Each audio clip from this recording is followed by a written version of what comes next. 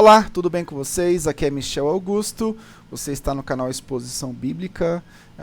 Nós temos esse projeto de treinamento de pregadores há 11 anos, seja de forma presencial, em oficinas, palestras, workshops, enfim, vários projetos que já aconteceram nesses 11 anos, através da plataforma academiadoexpositor.com.br, através do canal, das redes sociais, das listas de transmissão, enfim.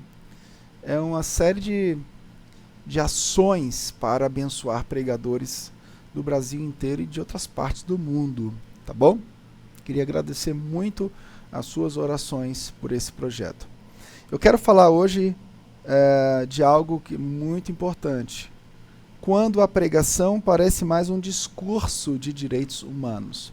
Eu vou falar aqui de 10 tópicos que denunciam sobre isso e vou fazer um comparativo com a pregação de Pedro em Atos dos Apóstolos, capítulo 3. Né? Capítulo 3, especificamente dos versos 11 a 26. Uma pregação dura de Pedro. E essa pregação nos ensina muito acerca do conteúdo que deve permear a nossa pregação em todos os tempos, tá ok? Vamos lá. Bom, quando a gente olha o discurso religioso, seja ele na ala católica romana ou na ala evangélica, nós identificamos que, infelizmente, há pouquíssimo evangelho bíblico sendo pregado. Embora as pessoas usem as terminologias estou pregando a Bíblia, abra a sua Bíblia, vou pregar a palavra do evangelho, qualquer coisa nesse sentido. Quando você vai ouvir o conteúdo, você ouve muito pouco, quase nada de evangelho. Quando ouve, é aquela palavra truncada, né? Então, isso lembra muito os discursos de uma nova religião que tem surgido na atualidade, né? Quando eu digo na atualidade,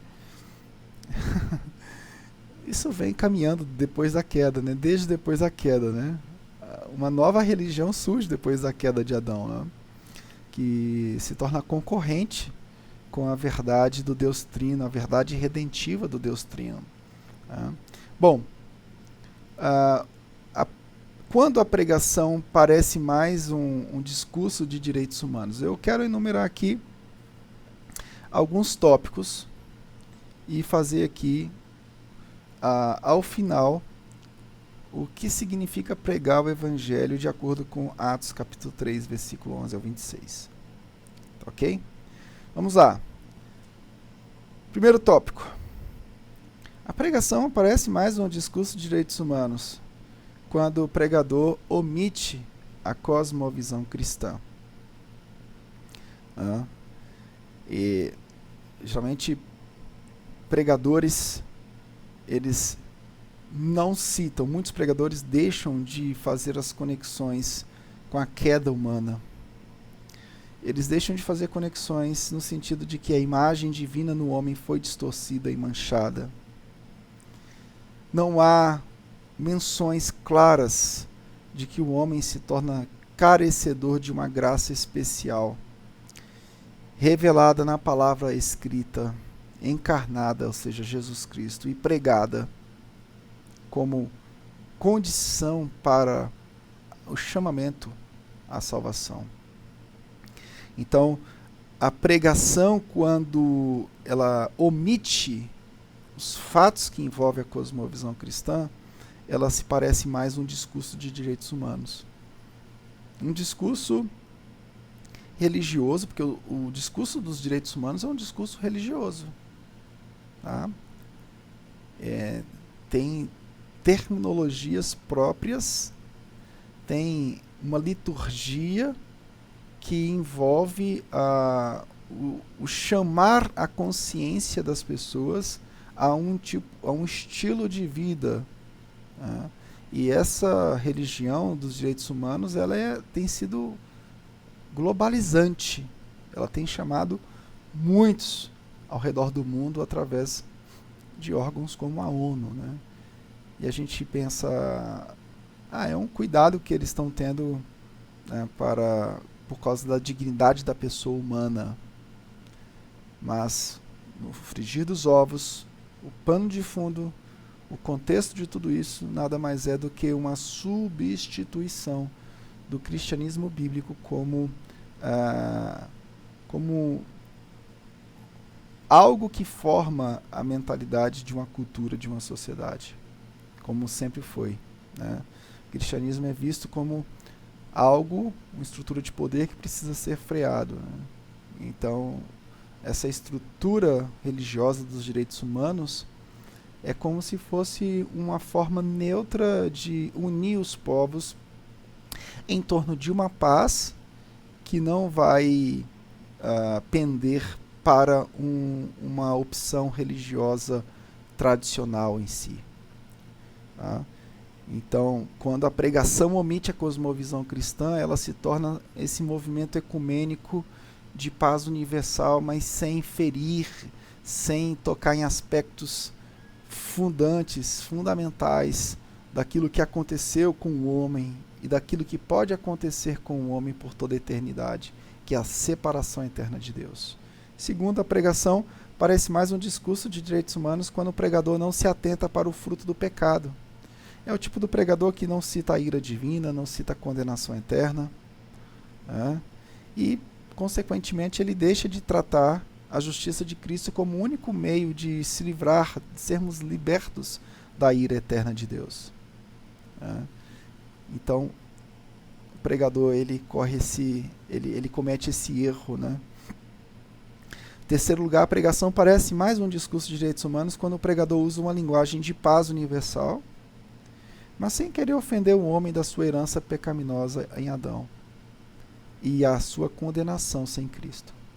É o tipo de pregação que cita um texto bíblico que fala sobre amor, um texto bíblico que fala sobre paz, alguma coisa que envolva fraternidade, que envolva comunhão, mas sem ofender, sem tratar de herança pecaminosa, sem falar de condenação, sem citar questões escatológicas, ou seja, não é uma pregação cristã. Quarto lugar, a pregação parece mais um discurso de direitos humanos quando o pregador transforma o discurso bíblico num manual humanista, né, de como viver fraternalmente. A Bíblia na mão desse pregador, esse tipo de pregador, se torna um manual de bons modos.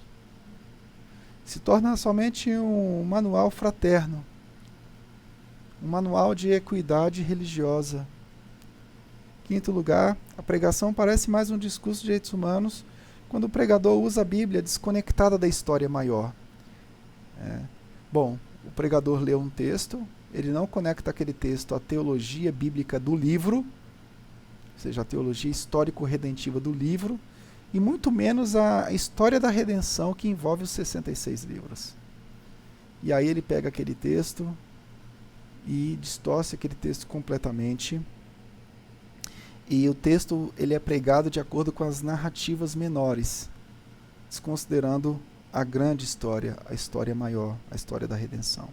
Sexto lugar, a pregação parece mais um discurso de direitos humanos quando o pregador interpreta as escrituras a partir da visão do leitor, né, e não da intenção do autor do texto.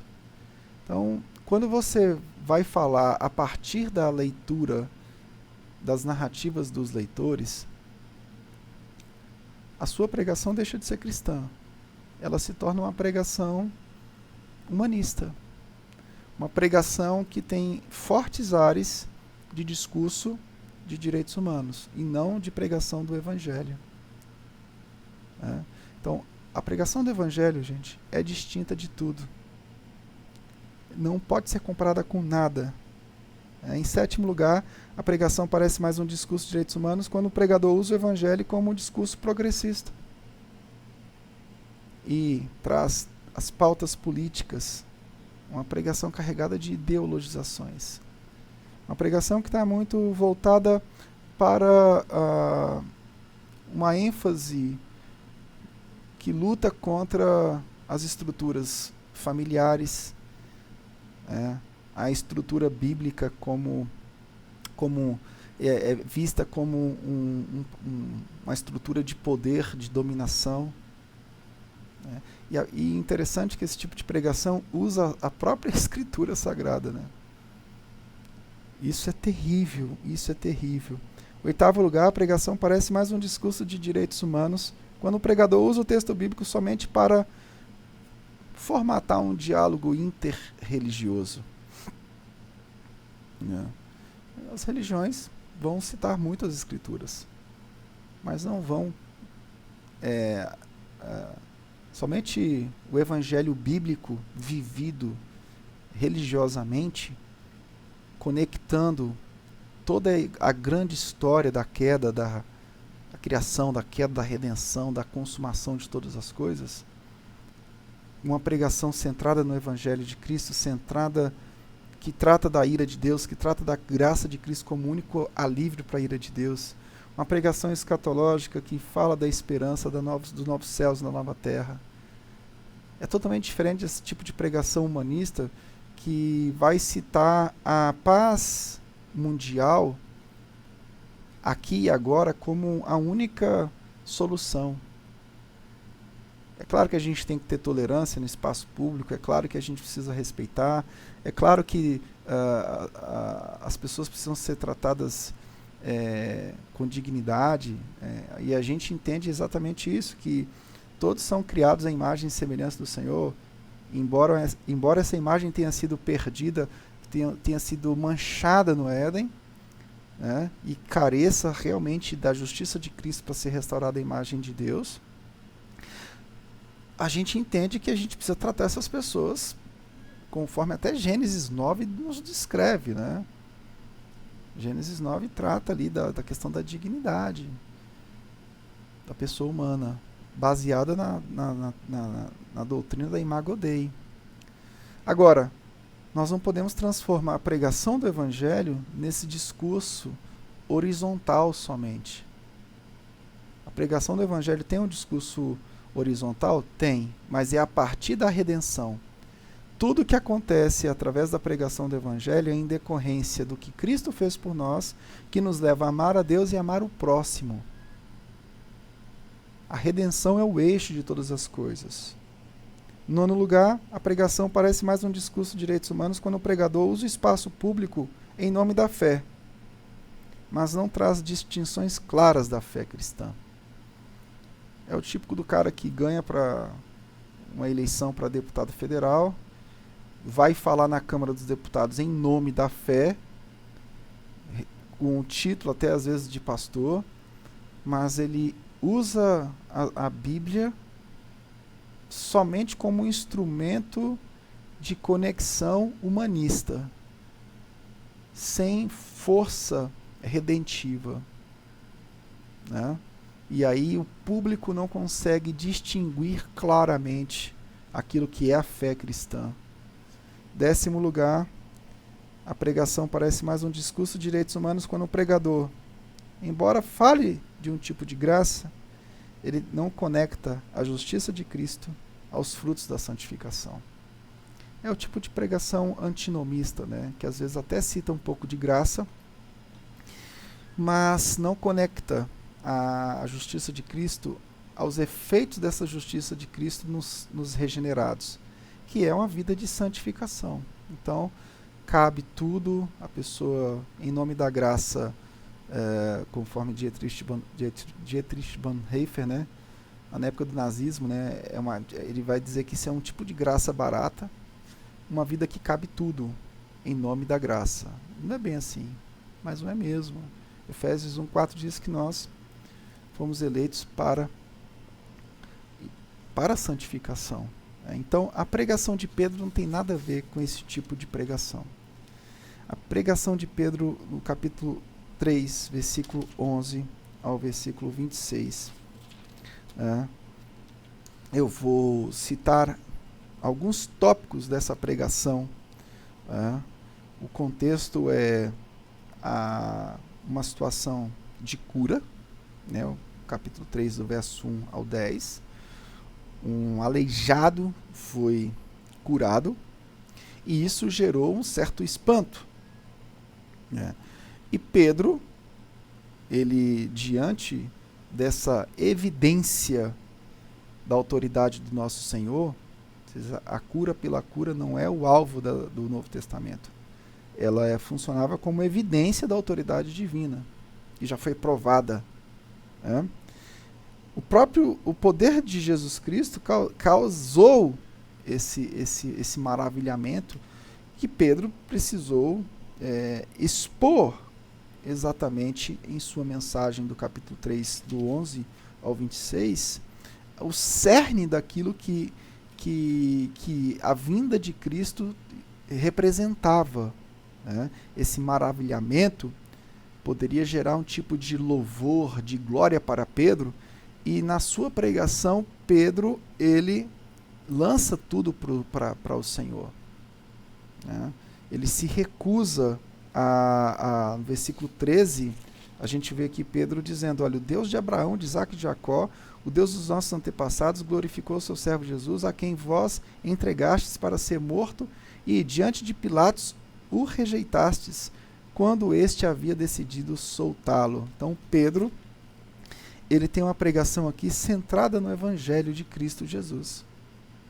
A pregação dele não era interreligiosa, a pregação dele não era uma pregação de fraternidade, embora o Evangelho nos leve a uma vida cordata na sociedade, que reflete a graça, o que Cristo fez por nós, mas a pregação do Evangelho não nos incita a somente viver nesse plano. Ela vai muito além, é uma esperança eterna, né? Pedro, então, no versículo 14, ele deixa claro quem é Jesus.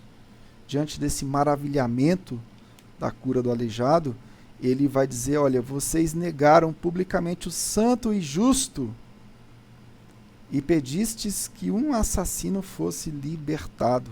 Vocês mataram o autor da vida, a quem Deus ressuscitou dentre os mortos, e nós somos testemunhas deste fato.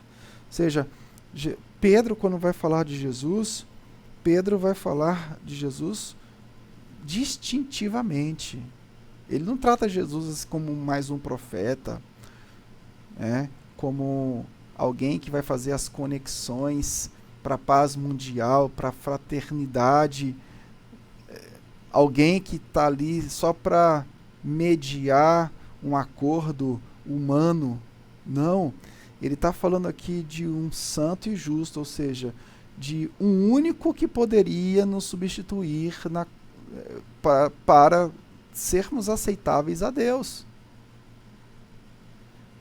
O santo e justo é tudo aquilo que nós jamais conseguiríamos ser para alcançar a dádiva do Senhor. E ele é referido como o autor da vida. Então, o discurso de Pedro mostra claramente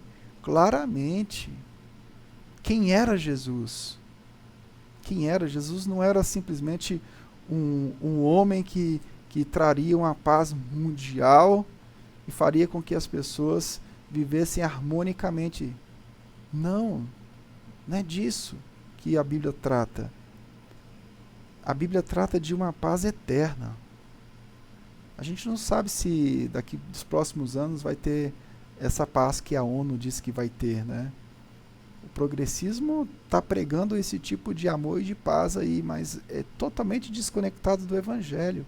A verdadeira paz e a verdadeira alegria que o Evangelho traz para nós é através do santo e justo do versículo 14 do capítulo 3. Do autor da vida do versículo 15. Aquele que nos livrou da ira eterna. Aquele que nos justificou com a sua vida, com a sua obediência total.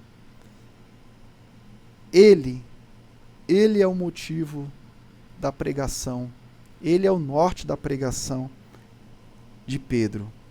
E através desse santo e justo, do autor da vida, que nós seríamos abençoados. Essa é a herança abraâmica, né? Através da geração, através daquilo que Deus chama Abraão para fazer, deságua aqui em Cristo Jesus.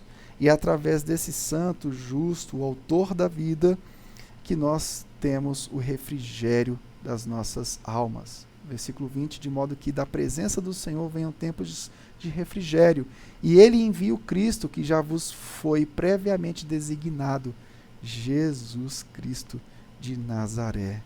Então, no versículo 26, Pedro diz, olha, sendo assim, tendo Deus ressuscitado o seu servo, enviou-o primeiramente para vós, a fim de abençoar-vos, convertendo cada um de vossas vidas pecaminosas.